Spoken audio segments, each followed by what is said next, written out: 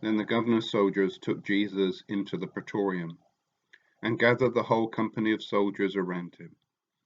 They stripped him and put a scarlet robe on him, and then twisted together a crown of thorns and set it on his head. They put a staff in his right hand and knelt in front of him and mocked him. "Hail, King of the Jews," they said. They spit on him and took the staff and struck him on the head again and again. After they had mocked him, they took off the robe and put his own clothes on him. Then they led him away to crucify him. As they were going out, they met a man from Cyrene named Simon, and they forced him to carry the cross. They came to a place called Golgotha, which means the place of the skull. There they offered Jesus wine to drink mixed with gall, but after tasting it, he refused to drink it. When they had crucified him,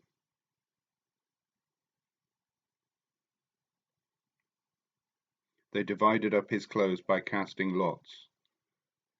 And sitting down, they kept watch over him there. Above his head they placed the written charge against him: "This is Jesus, the King of the Jews." 2 robbers were crucified with him, one on his right and one on his left. Those who passed by hurled insults at him, shaking their heads and saying, "You who are going to destroy the temple and build it in 3 days, save yourself. Come down from the cross if you're the Son of God." In the same way, the chief priests, the teachers of the law, and the elders mocked him. "He saved others," they said, "but he can't save himself. He's the King of Israel. Let him come down now from the cross, and we will believe in him. He trusts in God. Let God rescue him now if he wants him, for he said, 'I am the Son of God.'" In the same way, the robbers who were crucified with him also heaped insults on him. From the 6th hour until the 9th hour, darkness came over the land. About the 9th hour, Jesus cried out in a loud voice, "Eloi, Eloi, lama sabachthani," which means, my God, why have you forsaken me?"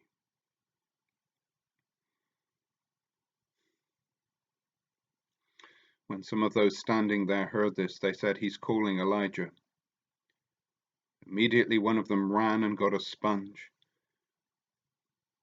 He filled it with wine vinegar, put it on a stick, and offered it to Jesus to drink.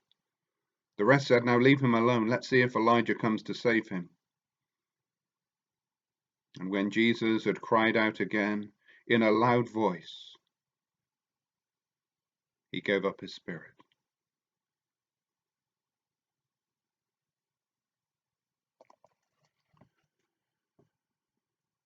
Jesus went to the cross for your sin and for mine, and he did it out of love, because he loved us so much. He stretched out his arms and died. How do we love him in return?